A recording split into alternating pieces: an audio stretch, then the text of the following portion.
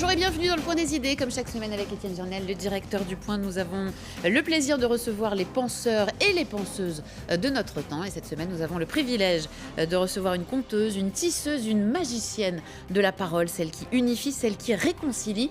Bonjour et merci d'être là, Delphine Orvillers, pour nous parler de votre dernier ouvrage, Vivre avec les morts, petit traité de consolation qui vient de paraître aux éditions Grasset. Oui, la mort est la conséquence d'un manque de savoir-vivre. C'est Pierre Dac qui disait ça. Alors, on va essayer aujourd'hui de réconcilier les deux avec Delphine Orvillers, qui sait parler de la mort avec amour et parfois avec humour aussi. On va revenir dessus. Vous êtes rabbin, en dehors de vos activités littéraires, du judaïsme en mouvement, et vous officiez à la synagogue parisienne de Beaugrenelle. On va commencer directement dans le cœur du sujet. Est-ce que la crise du Covid, ou de la Covid, vous dites comme vous voulez, a réveillé chez nous cette connaissance de la mort qu'on avait un peu cachée. Les vieux, la mort, ce sont des notions qui étaient un peu tabous. Est-ce que ça a ramené ça dans nos vies ?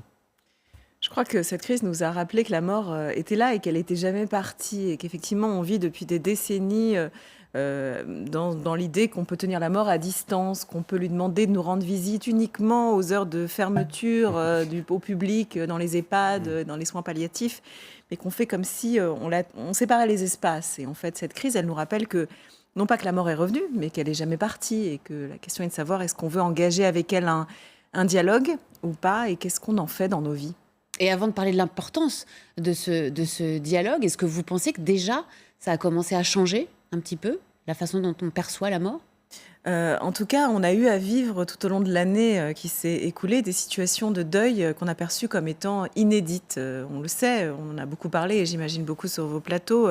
Il a fallu repenser la façon dont on a accompagné ou on n'a pas pu accompagner les endeuillés.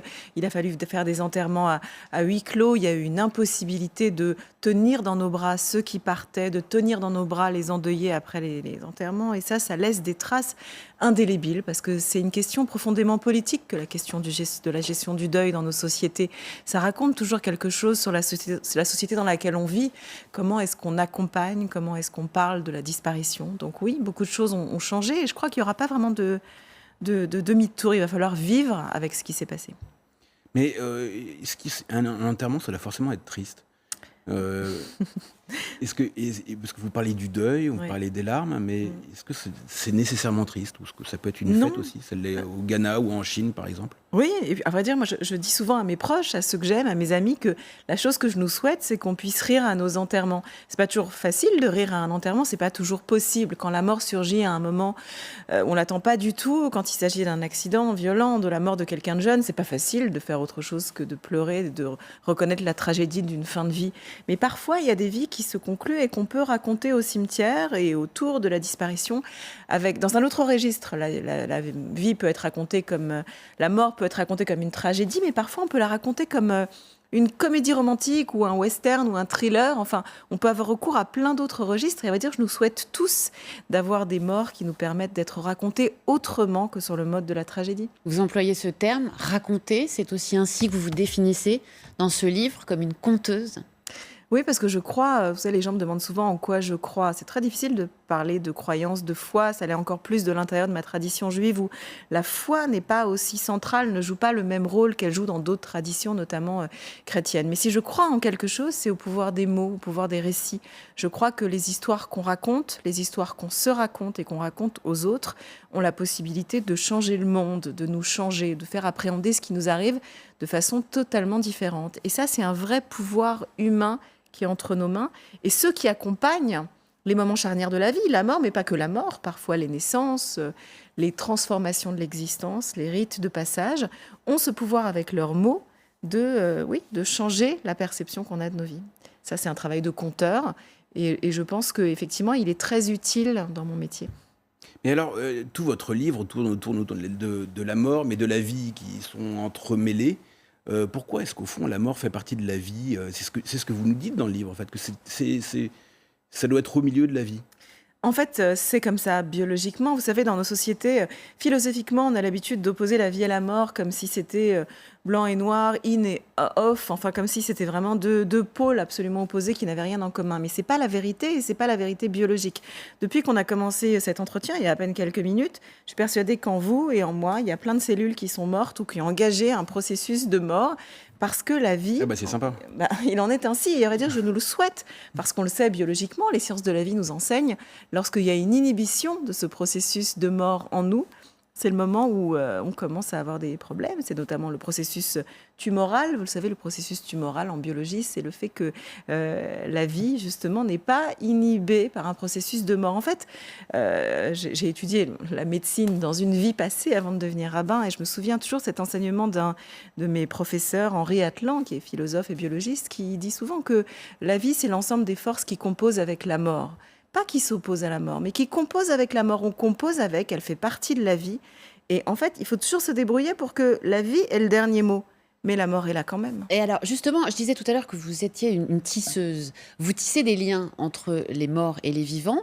Et est-ce que la mort tisse aussi des liens entre les vivants? On a vu avec cette crise qu'on était tous inquiets pour nos parents, pour nos grands-parents, pour les gens qu'on aime. Est-ce que ça a aussi changé quelque chose dans les liens entre les vivants, cette perception de la mort?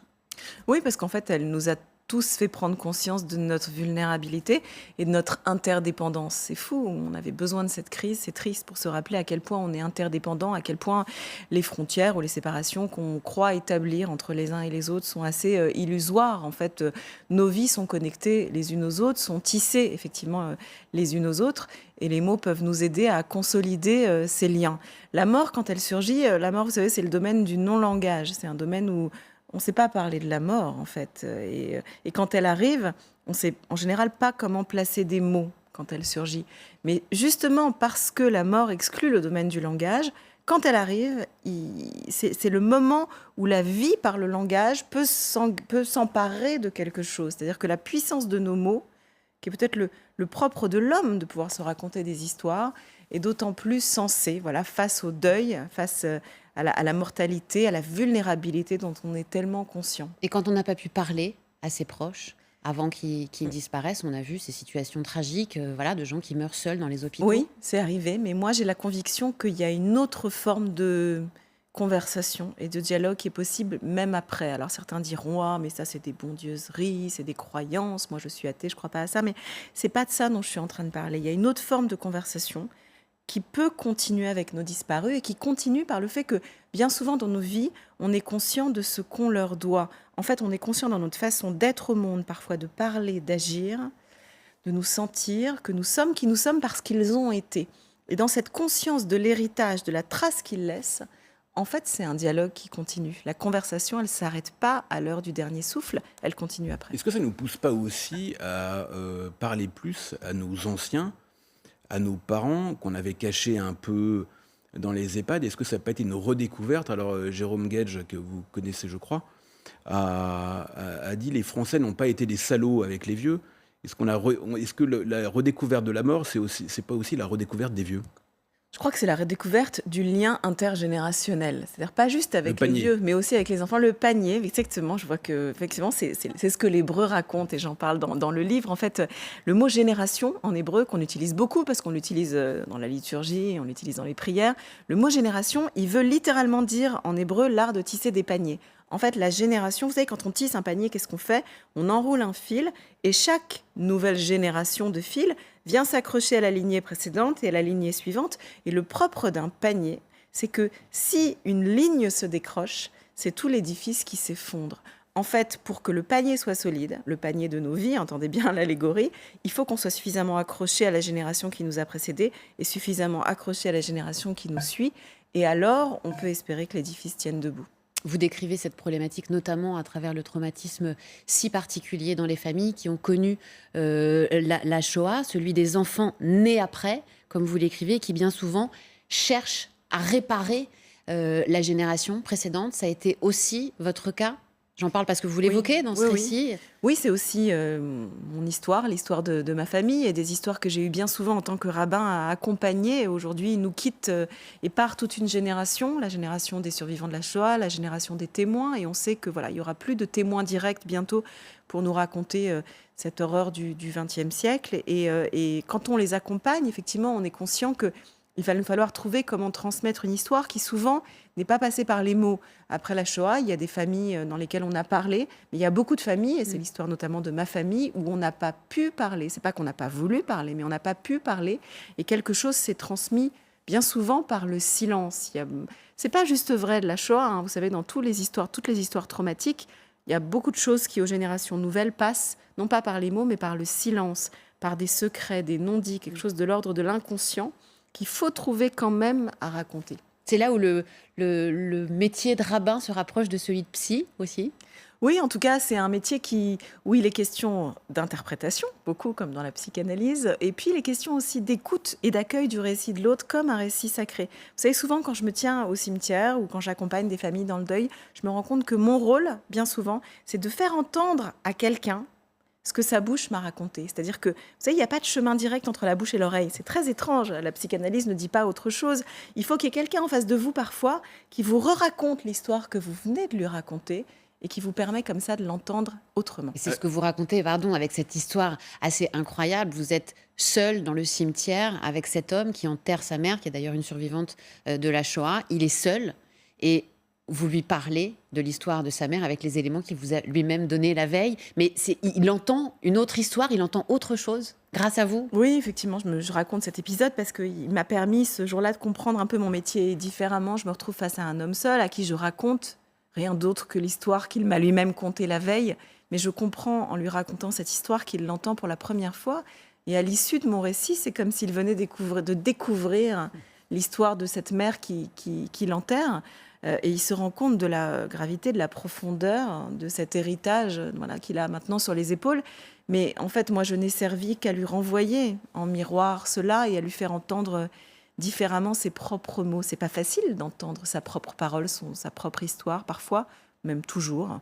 On a besoin de quelqu'un face à soi qui la fait résonner. Alors, vous parlez de votre métier de rabbin, et il y a un mot qui est arrivé juste après, c'est le mot rabbin laïque, puisque vous avez été qualifié de tel lors de l'enterrement des Akayat, après l'attentat de Charlie Hebdo. Racontez-nous ce que c'est qu'un rabbin laïque. Effectivement, ça fait sursauter beaucoup de gens quand j'utilise ce terme. J'avoue qu'il m'a fait moi-même sursauter quand je l'ai entendu pour la première fois.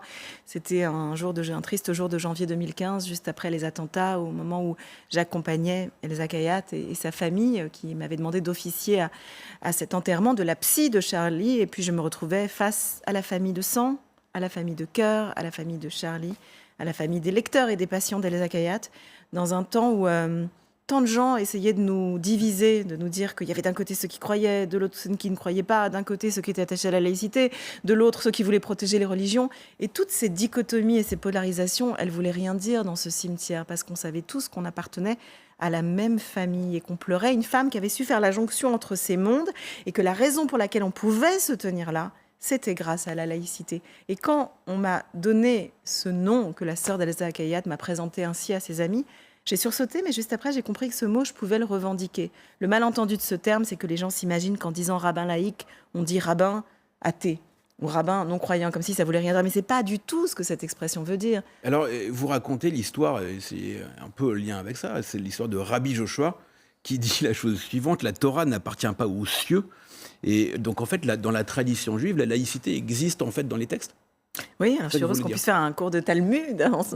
Mais en fait, c'est vrai, je cite ce passage parce qu'il est il est en lien troublant avec la laïcité telle que notre pays et la République la conçoit. Dans le Talmud, il y a toute une réflexion entre les rabbins, et on va dire il y en a beaucoup, mais il y a notamment cet épisode où Dieu intervient à un moment donné dans un débat entre des rabbins qui ne sont pas d'accord entre eux, et un des rabbins se lève pour dire à Dieu: tu nous as confié la Torah, donc tu vas rester là où tu es.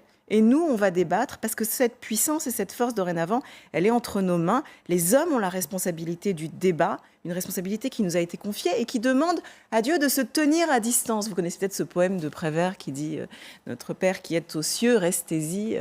Eh bien, il y a une forme d'interprétation rabbinique de ça qui est assez compatible avec ce que la laïcité nous permet à savoir un ciel suffisamment large pour que toutes les croyances puissent y vivre ensemble. Et d'ailleurs, c'est la définition de la laïcité que vous proposez. Vous dites que la laïcité n'oppose pas ceux qui croient et ceux qui ne croient pas, mais ceux qui laissent la place à l'autre. Et ceux qui ne peuvent le faire, ceux qui laissent la place au doute et ceux qui se refusent de laisser de la place au doute. En fait, voilà, la laïcité, pour moi, c'est la promesse que l'air est jamais saturé de la croyance de quelqu'un, de la mienne ou de la vôtre. Il y a toujours quelque chose de plus grand que nos convictions personnelles et ça permet de garder un peu d'oxygène. Alors, il y a eu un sondage à propos de la laïcité récemment de l'IFOP qui dit que 52% des lycéens contestent la liberté de se montrer irrespectueux vis-à-vis d'une religion. Est-ce que les jeunes sont moins Charlie ou moins laïcs que la génération précédente? Est-ce que vous ressentez la même chose? Est-ce que vous avez les mêmes informations? Je sais pas, moi je rencontre aussi beaucoup une jeunesse qui se reconnaîtrait pas du tout dans ce sondage et dans ces statistiques, que je rencontre contre moi beaucoup de gens, notamment voilà, là où j'ai la chance d'officier dans la communauté juive, pas très loin d'ici, dans une synagogue effectivement de Beaugrenelle, toute une jeunesse qui est viscéralement attachée à la laïcité. Mais aujourd'hui, on le sait, la laïcité, c'est un mot que les gens peinent à définir. Ça fait partie de ces mots qui sont devenus des mots... vous savez, les Américains, ils ont une expression extraordinaire, ils parlent d'un « lost in translation ». Quand on ne sait pas exactement traduire un mot qu'on utilise, et ben moi j'ai l'impression souvent qu'aujourd'hui, la laïcité fait l'objet d'un « lost in translation ». Quand les gens utilisent ce mot, on ne sait plus exactement ce qu'ils veulent dire par là. Et c'est comme si on exigeait une traduction qui n'est pas la même pour tous. Voilà, moi, la laïcité à laquelle je suis attachée, c'est une laïcité, effectivement, qui fait de la place pleinement aux croyances, mais qui fait tout autant de place à la contestation des croyances, à la possibilité du blasphème, à la possibilité de se moquer des croyances et de Dieu, tant qu'on n'avilit pas les êtres, les hommes, les femmes, les croyances. C'est ça, bien sûr, la limite, mais se moquer des croyances, c'est un fondement et un pilier historique de notre société. Pour vous, Dieu ne peut avoir que de l'humour. D'ailleurs, vous dites, pour moi, la véritable profanation, c'est d'imaginer que Dieu n'est pas d'humour. Oui, je trouve que j'ai du mal à concevoir un Dieu qui serait si petit qu'il ne tolérerait pas qu'on rie de lui ou de ses dogmes. La grandeur de Dieu, pour moi, passe par le fait qu'il est bien au-delà d'un dessin, d'une caricature ou d'une vexation. Il y a plein de passages aussi dans la tradition, notamment dans le Talmud, qui disent que voilà, la vraie forme de blasphème, c'est de considérer que Dieu, il a besoin de moi pour défendre son honneur. En fait, je crois en un Dieu plus grand que sa nécessité de compter sur moi pour défendre son honneur. Pour moi, la vraie transcendance, c'est effectivement, ça passe par la puissance de l'humour humain à dépasser sa condition, à pouvoir se moquer de ses propres convictions. Alors la laïcité est un débat très important en France, pas qu'en France, mais particulier en France. Il y a un débat qui arrive de manière très forte dans tout l'Occident, celui de la race, avec l'émergence de cette philosophie, je ne sais pas si on peut dire woke, en tout cas éveillée, le privilège blanc. Par exemple, la traductrice néerlandaise de la poétesse Amanda Gorman, qui est noire, a été récusée parce que blanche. Qu'est-ce que ça vous inspire, ce mouvement-là? Est-ce que ça vous inquiète en général? Est-ce que ça vous inquiète en particulier, sachant qu'on a vu arriver sur les réseaux sociaux un hashtag privilège juif il y a quelques mois? Qu'est-ce que vous pensez de tout ce mouvement-là?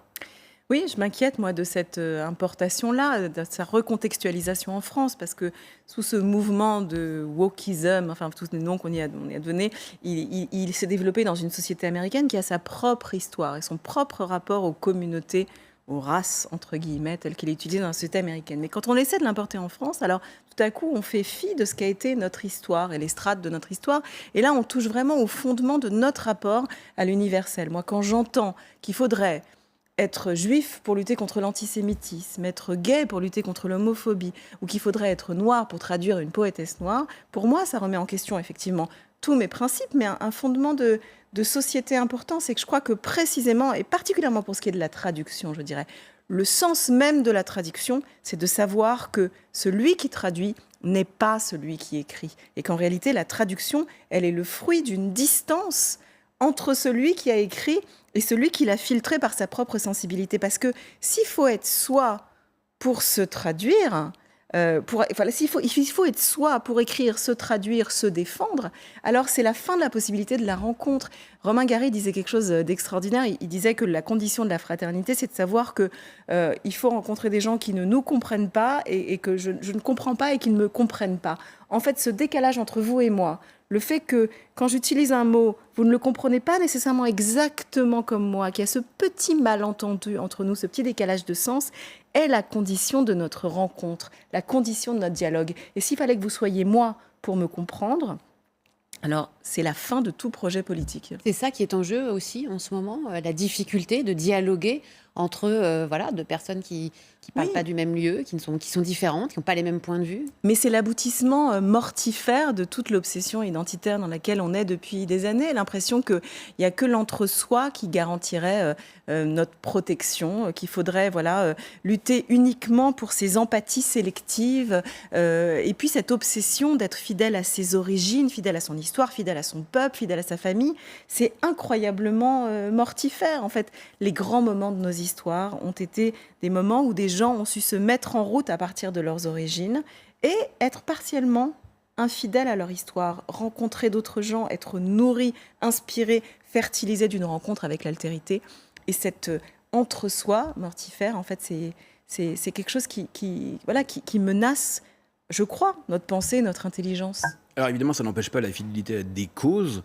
Dans ce livre, vous parlez de Simone Veil, vous étiez présente d'ailleurs à ses obsèques, et on comprend que vous êtes né à peu près au moment du vote de la loi Veil. Qu'est-ce que vous pensez, vous, du néo-féminisme d'aujourd'hui? Est-ce que vous pensez que c'est un féminisme dont vous vous réclamez ou pas? Par exemple, le budget genré de la mairie de Lyon. Est-ce que vous trouvez que c'est pas le sujet, ou est-ce que vous trouvez que c'est le sujet? Moi, bien entendu, je me reconnais davantage dans un féminisme qu'on appellerait sans doute aujourd'hui universaliste. Voilà. Mais je pense que c'est important que le féminisme il puisse parler par une forme de polyphonie. Je pense que d'ailleurs tous les mouvements doivent pouvoir parler par des voix différentes. On mène un combat, on ne va pas utiliser les mêmes armes, les mêmes outils pour mener ce combat. Je peux entendre que d'autres choisissent d'autres moyens pour faire évoluer les choses. Je peux même le considérer, l'envisager intellectuellement, à condition qu'on ne s'inscrive pas dans une ingratitude à l'égard des générations passées. Et ce serait pour moi la limite. C'est-à-dire qu'aujourd'hui, je sens parfois chez certains ou chez certaines une forme de mépris pour ce qu'ont été des combats passés qu'on invalide. Pour moi, c'est la limite, parce que je pense qu'on peut rien construire quand on n'accepte pas un héritage. Quand on y est partiellement fidèle, certes, partiellement infidèle, mais je pense que l'ingratitude ne construit jamais rien de solide. Donc moi, je pense qu'il est extrêmement important d'être pleinement dans la gratitude vis-à-vis de cette génération qui nous permet aujourd'hui de dialoguer. Eh ben, nous, on est dans la gratitude que vous ayez écrit ce livre qu'on a adoré tous les deux, Étienne et moi. Et c'est vrai, Vivre avec nos morts chez Grasset. Merci beaucoup d'avoir été l'invité du Point des idées, Delphine Orviller. Merci à vous.